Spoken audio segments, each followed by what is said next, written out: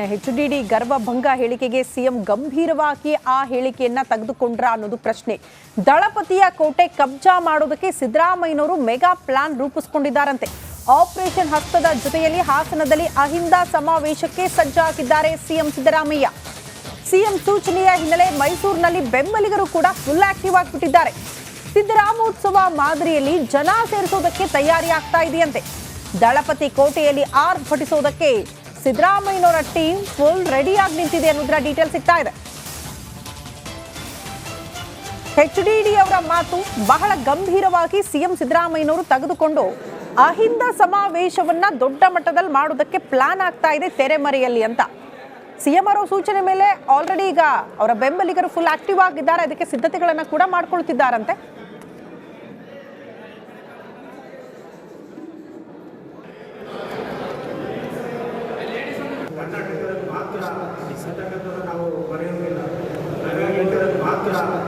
ಐದು ಜಿಲ್ಲೆಗಳ ನಾಯಕರನ್ನ ಕರೆದು ಒಂದು ಮೀಟಿಂಗ್ ಸಹ ಮಾಡಿದರು. ಅದಾದಮೇಲೆ ಮೈಸೂರಿನಲ್ಲೇ 4 ಮೀಟಿಂಗ್ ಮಾಡಿ ಆ ಮೀಟಿಂಗಲ್ಲಿ ಇದೇ ತಿಂಗಳು 27/10/2024 ಮಾರಾದ ಕಾಲೇಜ್ ಗ್ರೌಂಡಲ್ಲಿ ಮಾಡಬೇಕು ಅಂತ ಡಿಸೈಡ್ ಮಾಡಿ ಮಾರಾದ ಗ್ರೌಂಡ್ ಮಾಡಿದೆವು.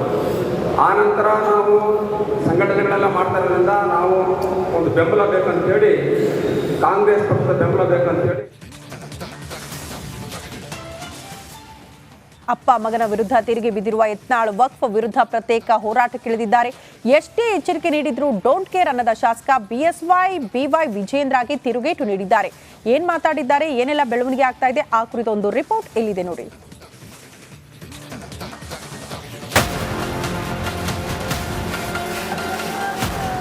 ಯಾರ್ದೋ ಒಬ್ಬ ಮಗನ್ನ ಮುಖ್ಯಮಂತ್ರಿ ಮಾಡೋಕೆ ಹೋರಾಟ ಅಲ್ಲ.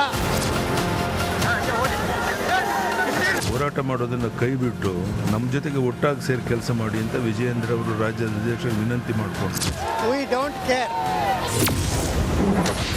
ಕಮಲದಲ್ಲಿ ಒಡಕು, ಯಡಿಯೂರಪ್ಪ ಗರಂ. BSY ಮಾತಿಗೆ ಯತ್ನಾಳ್ ಡೋಂಟ್ ಕೇರ್. ರಾಜ್ಯ ಬಿಜೆಪಿಯಲ್ಲಿ ಅಸಮಾಧಾನ ಮುಗಿಲೆದ್ದಿದೆ. BY ವಿಜಯೇಂದ್ರ ವಿರುದ್ಧ ಬಹಿರಂಗವಾಗಿಯೇ ಯತ್ನಾಳ್ ಕೆಂಟ ಕಾಡ್ತಾ ಇದ್ದಾರೆ. ವಕ್ಫ್ ವಿರುದ್ಧ ಪ್ರತ್ಯೇಕ ಹೋರಾಟಕ್ಕಿಳಿದಿದ್ದಾರೆ. ಎಷ್ಟೇ ಎಚ್ಚರಿಕೆ ನೀಡಿದ್ರೂ ಡೋಂಟ್ ಕೇರ್ ಅನ್ನದ ಶಾಸಕ ಅಪ್ಪ ಮಗನ ವಿರುದ್ಧ ಸಮರಕ್ಕಿಳಿದಿದ್ದಾರೆ.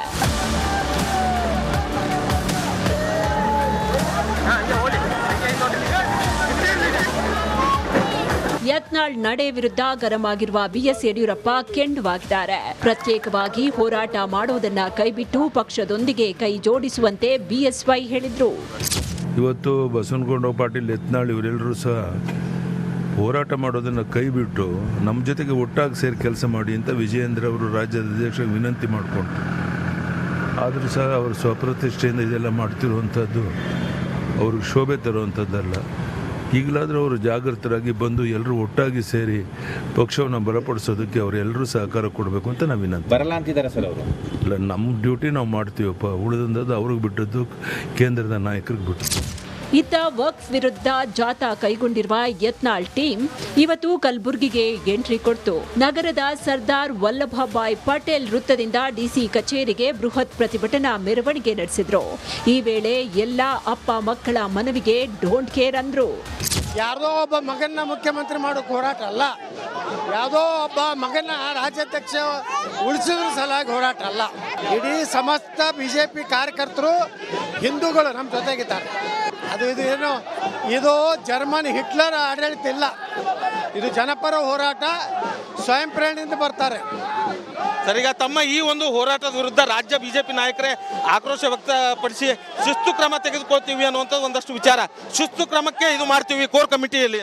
V don't care. ಕೇಂದ್ರ ನಾಯಕರಿಗೆ ಕೂಡ ಶಿಫಾರಸು ಮಾಡ್ತೀವಿ. We don't care.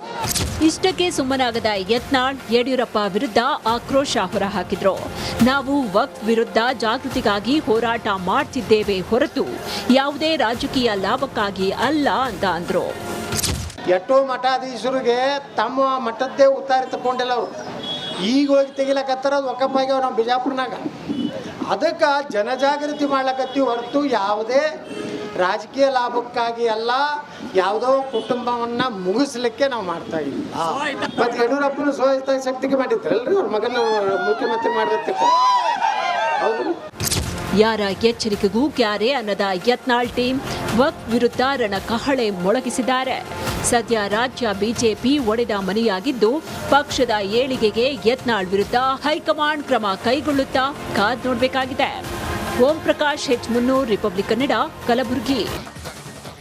HDD ಗರ್ವಭಂಗ ಹೇಳಿಕೆಗೆ ಸಿಎಂ ಗಂಭೀರವಾಗಿ ಆ ಹೇಳಿಕೆಯನ್ನ ತೆಗೆದುಕೊಂಡ್ರ ಅನ್ನೋದು ಪ್ರಶ್ನೆ.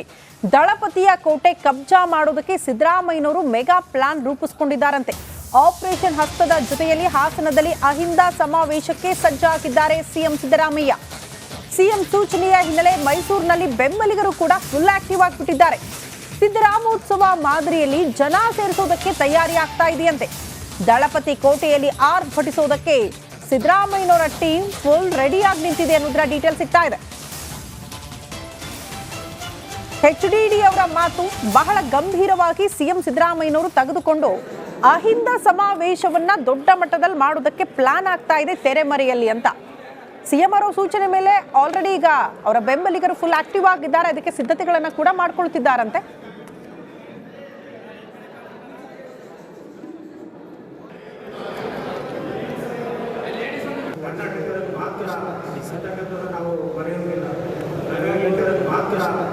ಐದು ಜಿಲ್ಲೆಗಳ ನಾಯಕರನ್ನ ಕರೆದು ಒಂದು ಮೀಟಿಂಗ್ ಕೂಡ ಮಾಡಿದರು.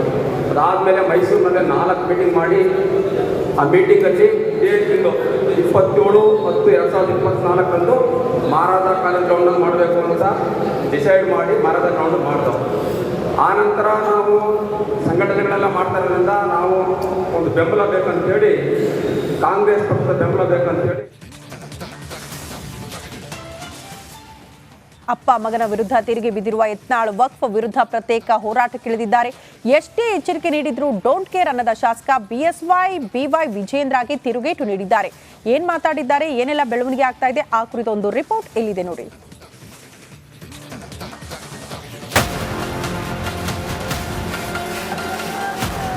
ಯಾರ್ದೋ ಒಬ್ಬ ಮಗನ್ನ ಮುಖ್ಯಮಂತ್ರಿ ಮಾಡೋಕೆ ಹೋರಾಟ ಅಲ್ಲ.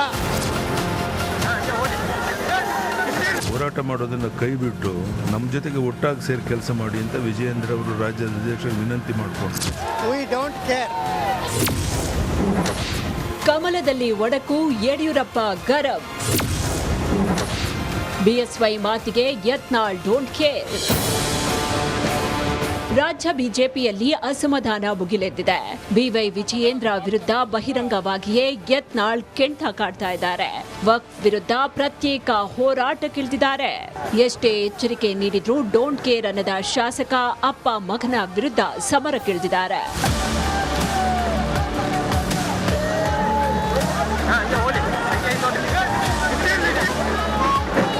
ಯತ್ನಾಳ್ ನಡೆ ವಿರುದ್ಧ ಗರಂ ಆಗಿರುವ BS ಯಡಿಯೂರಪ್ಪ ಕೆಂಡವಾಗಿದ್ದಾರೆ. ಪ್ರತ್ಯೇಕವಾಗಿ ಹೋರಾಟ ಮಾಡುವುದನ್ನ ಕೈಬಿಟ್ಟು ಪಕ್ಷದೊಂದಿಗೆ ಕೈ ಜೋಡಿಸುವಂತೆ BSY ಹೇಳಿದ್ರು.